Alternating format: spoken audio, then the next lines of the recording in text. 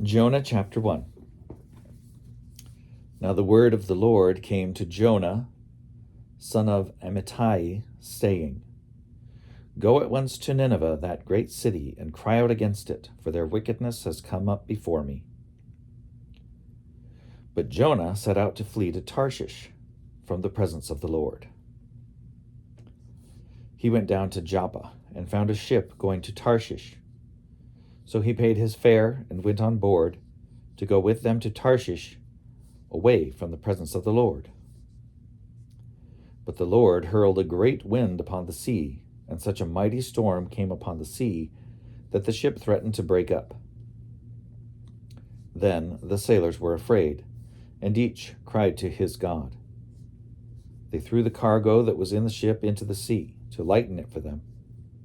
Jonah, meanwhile, had gone down into the hold of the ship, and had lain down and was fast asleep.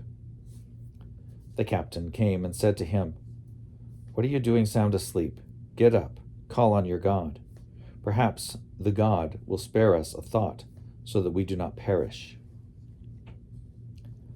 The sailors said to one another, Come, let us cast lots, so that we may know on whose account this calamity has come upon us.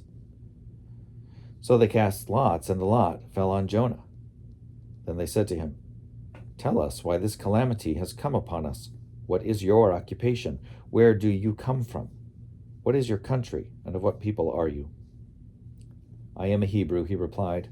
I worship the Lord, the God of heaven, who made the sea and the dry land.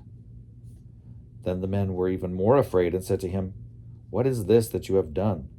For the men knew that he was fleeing from the presence of the Lord, because he had told them so.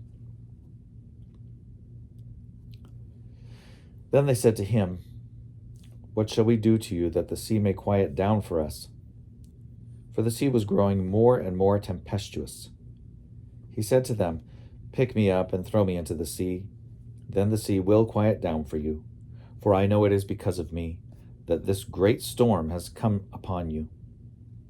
Nevertheless, the men rowed hard to bring the ship back to land, but they could not, for the sea grew more and more stormy against them.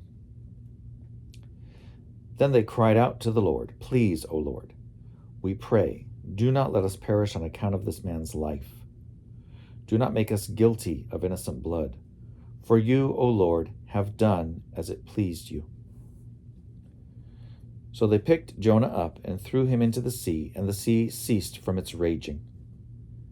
Then the men feared the Lord even more, and they offered a sacrifice to the Lord and made vows. But the Lord provided a large fish to swallow up Jonah, and Jonah was in the belly of the fish 3 days and 3 nights.